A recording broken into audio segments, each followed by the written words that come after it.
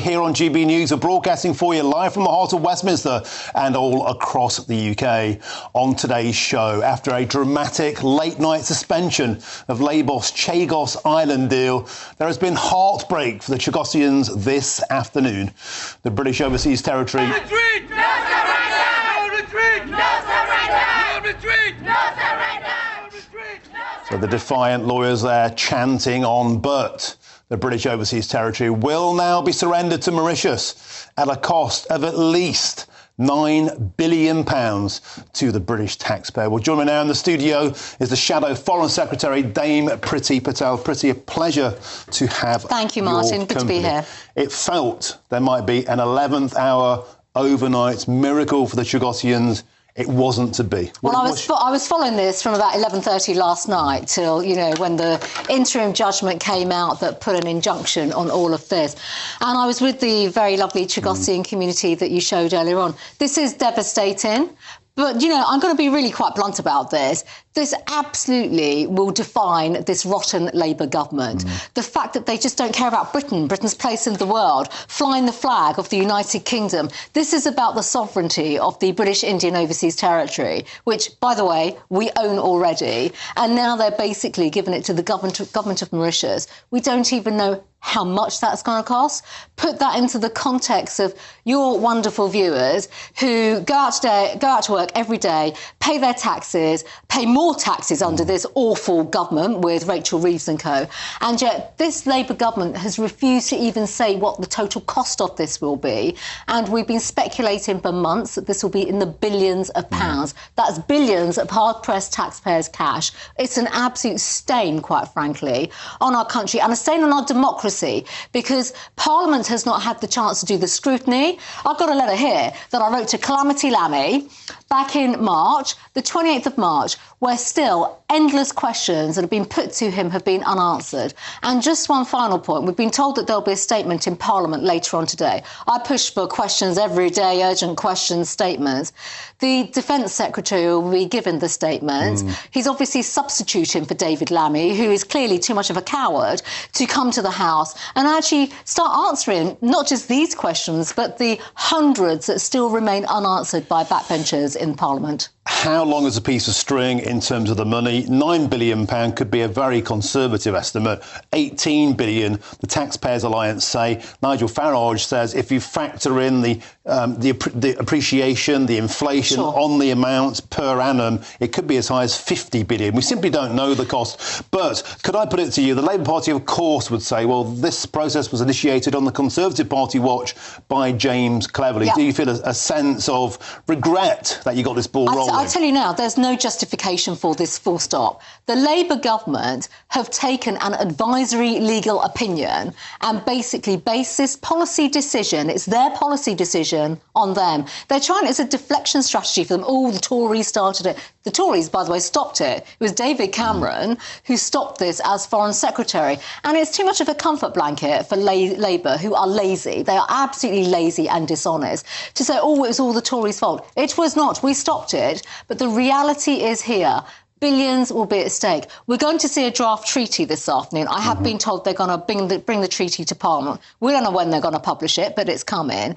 I doubt in there we'll even see the full financial disclosure. We might see an arbitrary figure. It's an arbitrary judgment, after all, right?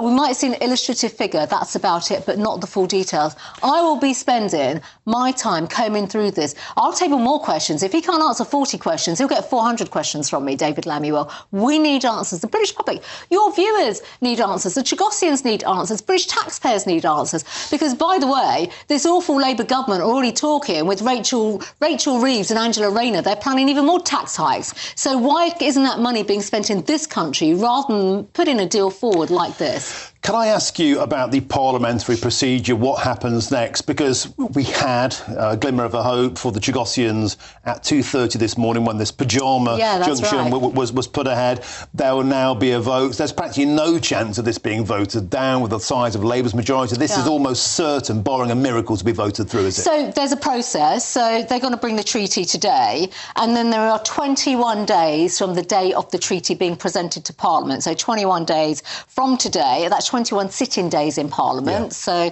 there's a recess next week. Well, but there you go. So 21 sitting days for us to put loads of questions in, do the scrutiny. We'll probably have to negotiate how much time we have on the floor of the House. I want time on the floor of the House, quite frankly. And bear in mind, Labour like to switch Parliament off every day quite early, and they fill it with statements and stuff. I think we should be using all our time to scrutinise this treaty. Yes, there will be votes, but I also think that, you know, there'll be amendments to the bill, there'll be discussions, there will be votes. You're right, Labour are a bunch of cowards. They just sort of like vote like sheep. So they will try and get it through. But I can promise people now, I and my party will do the slide rule treatment, will do the scrutiny that's required, because I just don't think this is right. The whole approach isn't right, Martin, how they've gone about this, because as I've said, they've not been transparent. And like I said now, you know, they're landing a statement at 5 o'clock this afternoon. We think there's a press conference coming up shortly too. There is. There's dishonesty. They've had months to come to Parliament and say this is what they do, and they've not been very honest about any of the detail. A lot of people, including the Chagosians themselves, and we're having some of them into the studio at 4 o'clock, and they're devastated about it. But the strategic threat yesterday was all about Vladimir Putin is cozying up to Mauritius. The other week, it was the Red Dragon of China. All sorts of influencers and influencers throughout the world that, let's be frank, don't wish Britain much help. They ostensibly wish us harm. Is it a huge concern to you that foreign agents, superpowers, nuclear powers, could be cozying up to Mauritius and getting their claws into the Chagos Islands? I think, and that's the whole point, right? So Labour would say, oh, it's passed all the national security checks, etc., etc. We live in an unstable world. Anyone can do anything now. That is a fact. You know, Mauritius isn't exactly friendly to us. Let's be honest about this. I've spent too much time watching the Mauritian Parliament discuss this as well. They're laughing at us. They're laughing at David Lammy and co and Keir Starmer because they keep saying we want more money. They're a client state, effectively. They will start going around touting with other countries who will be our adversaries, not our allies. What more can we squeeze out of other people? The Russian, so they signed a deal with Russia this week, and that was some kind of cooperation deal. Well, why weren't our security agencies and why wasn't our government concerned about that? We've known the Chinese have had plenty of interest in this area. We know about the threats in that region. At GB News, we are proud to stand for you, for the Britain you love, for the communities you live in. That's what makes us the fearless champions of Britain, its voices and its values, because we at GB News, the People's Channel, Britain's news channel.